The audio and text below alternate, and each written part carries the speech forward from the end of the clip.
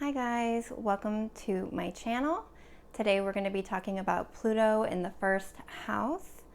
So let's start by talking about what Pluto is.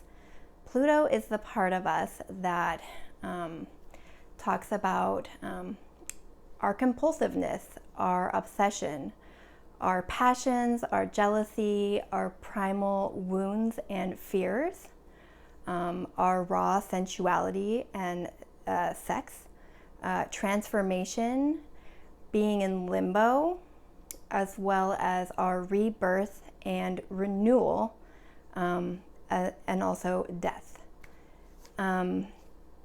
Pluto is the part of us also, it's kind of like facing the rotten parts of ourselves that need to be transformed in either so that we can basically transform into a higher being. It's a cleansing process that can sometimes be harsh. The manner in which Pluto operates to get us to where we need to go can often be very uncomfortable and unpleasant. It just strips all the things that is unnecessary in our lives that we basically need to let go of. It's a very complex, intriguing, and magnetizing type of energy. It's also deeply unconscious. A lot of times we are not conscious of the Pluto within us. First house is our physical body. It is our personality. It is the birth story. It is the moment that we leave our mother's womb and show up into this earth. The moment our ascendant is born, we are born. It is the embodiment of who we are, and it is how we show up to meet life. Okay, so Pluto in the first house. You guys are very intense people. This can manifest not just because maybe you're not necessarily an extroverted person, or you might be more of a private, quiet type person, but because of the nature of Pluto, the intensity, the magnifying effects of that, and the complexity of Pluto, it's like you just have an aura of authority about you. It could be the way that you just stand. It could be the way that you stand, your body gestures. It could be the look in your eyes is just very deep and complex and mysterious to a lot of people. Even if you're a quiet person, or a lot of people with Pluto in the first house are actually more quiet, there is still always a very intense aura of authority that people can just sense about you.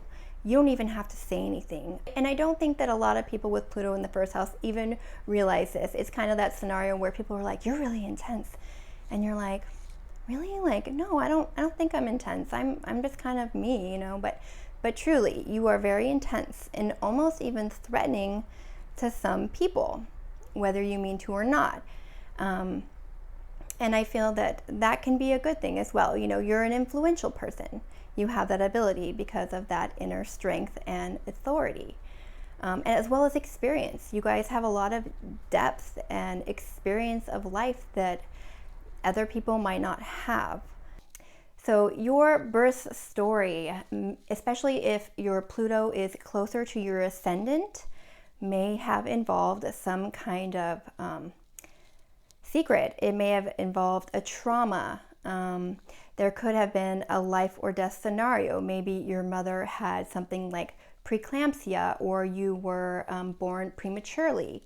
This is very common, especially if the Pluto is very close to the ascendant. Your early life may have been filled with stressful and traumatic incidences, and this can show in ways where you might not naturally be very open or trusting with other people. You may struggle with issues of vulnerability and intimacy later in life. And of course, the whole chart is going to tell you more about this, but especially if there is a Saturn near your Pluto, this can definitely be the case. You guys have a very strong unconscious urge to change throughout life. You could go through life being multiple different people, literally. Like you may go through phases where you dress one way and then you completely change and completely everything's different hair, different clothes, different jewelry, different style. It could go even further than that, and you completely change your belief system, where your inner focus is. Where you were maybe a devout Christian, and then you went completely and became, completely agnostic, and you wanted to, or you went into Hinduism, and now you're a devout Hindu, and you changed your name, and this is who you are. Literally, it's to the point where that old person on an internal level, it's like they died, and this new person was born. This is how Pluto operates in your life, because Pluto is in your first house, in your physical body, your personality, and how you show up to meet life. So you are going to change throughout your life. And I personally believe for the better. I believe that you're going to grow into a stronger, more whole person. How you do this might not be easy, but it is necessary. It is part of your life path, and Pluto will force these changes upon you. One thing that I would say to look out for is sometimes, because there's such a strong compulsion to want to change or feel like you need growth constantly in your life to get to where you want to go, because this is your Pluto placement, is especially as you grow older, you want to learn also that yes, change is important, and it helps you and it's part of your path. However, sometimes you might just want to change because it's a compulsion, or the way in which you need to change is maybe destructive. It could be self-sabotaging. There is a constant worry about control. You guys, this stems from feeling unsafe as children. A lot of times, your power was taken away from you. So power and control is very important to you. There could be a lot of paranoia. You feel like even when things are going good in your life, that on an instant, on a dime, something terrible could happen, and then you could lose everything. You might be that person that, I'm just thinking of, that person that always wants to drive the car. You're like, I'm not going to let other people drive me because, I'm not going to die at your hand. I feel safer being the driver. You like to be the person in control because that truly makes you feel safe.